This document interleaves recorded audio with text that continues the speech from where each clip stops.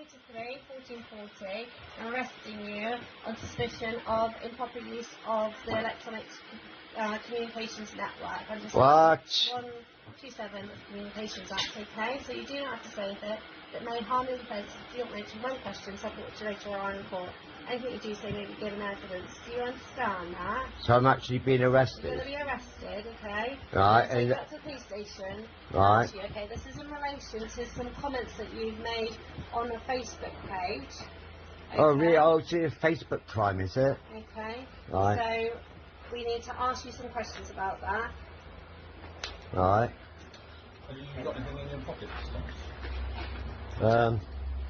I've got my keys. I've got... No, that's about it, I think. Keys. So, anyone who's been arrested, we can search them under Section 32 of the Imprisonment Act. Right. That's dangerous items.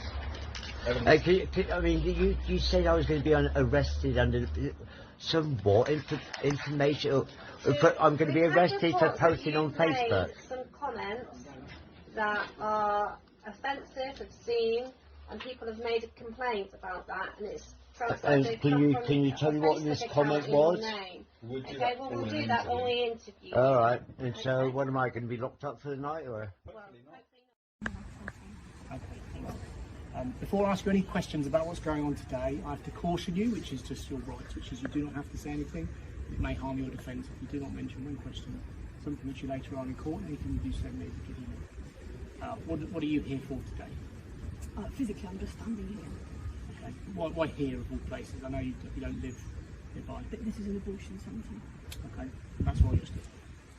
Is you standing here part of the protest? No, I'm not protesting. Are you praying? I might be praying in my head.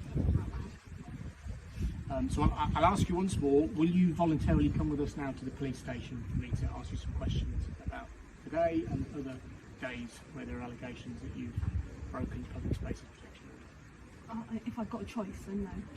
Okay, well then you're under arrest on suspicion of failing to comply with the Public Spaces Protection Order, which is under the Antisocial Behaviour Crime and Policing Act 2014. Now, of course, you do not have to say anything. It may harm your defence if you do not mention one question, something which you later on in court, anything you do say may be given evidence. Do you understand the caution? I do, yes. Your arrest is necessary in order for the prompt and effective investigation into the offence. What that means is so that I can ask you some questions. And also to protect vulnerable people, mainly service users in the clinic. Okay? So you'll accompany us now to the police station. You get booked in front of the custody sergeant, and then if you want a solicitor, you can have a solicitor and we'll interview you. Okay? I don't intend to handcuff you, but obviously my colleague will search you because you're going to get to a police car and make sure you don't have anything that will harm us or okay? What did you empty my pocket? No, I'll do it. I'll start. I'll tell you what to do.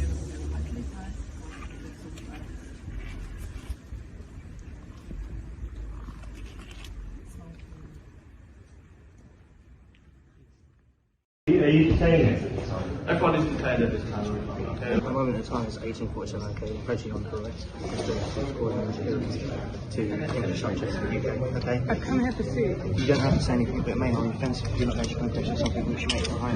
If you do say, maybe give evidence. Okay. Yeah. So the grounds are that by taking part in the organisation of this event this evening, I suspect that you are taking part to cause serious disruption to UK airports. The politicians have failed us. They've failed us with the 1.5% that's supposed to degrees that's supposed to keep us safe. Good luck, everybody. Hi, so my name's Daniel. I'm being arrested. I'm not really sure why. I'm at my parents' house right now. I was just here in London visiting my parents. I think I've been told I'm under arrest for conspiracy to commit a public nuisance. Well, this is what happens when you resist the British state.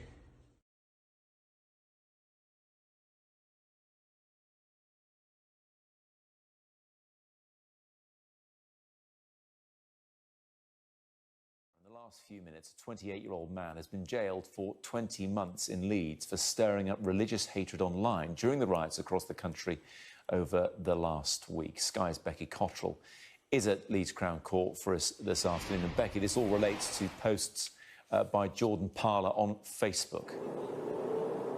Yeah, essentially he was telling people on Facebook to go and attack a hotel in Leeds housing asylum seekers. He didn't actually take part in that action. We understand he was at home with an injured foot, but it was his messages online that were seen by his friends and other people they shared those posts with that were at the root of his sentencing today. Just let me read you some of the stuff he'd posted. He said, "Every man and his dog should smash expletive out of Britannia Hotel." He also said that asylum seekers are here given a life of Riley off the tax us hard-working people earn when it could be put to better use. Come here with no work visa, no trade to their name, and sit and doss.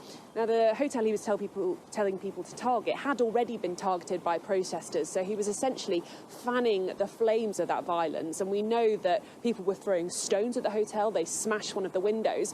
And it wasn't just the residents, the asylum seekers in the hotel who were scared. It was the staff too.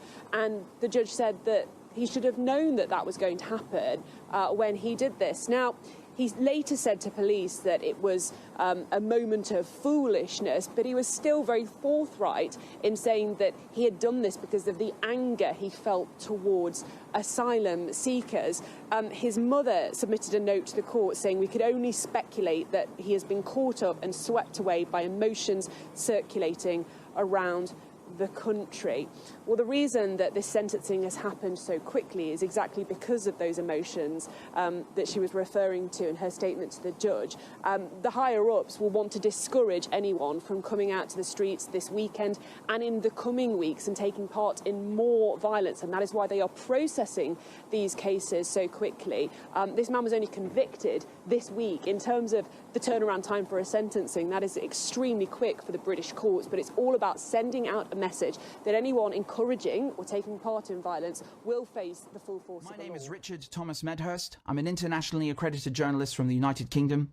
On Thursday, as I landed in London Heathrow Airport, I was immediately escorted off the plane by 6 police officers. They arrested me under Section 12 of the Terrorism Act of 2000 and accused me of allegedly, quote, expressing an opinion or belief that is supportive of a prescribed organisation, unquote, but wouldn't explain what this meant. So I was taken to an adjacent room, patted down, my phone confiscated. I was not allowed to inform my family. All of my journalistic equipment and devices were seized. I was placed in solitary confinement in a cold cell that smelt like urine. I spent almost 24 hours in detention. I believe this was done on purpose to try and rattle me psychologically.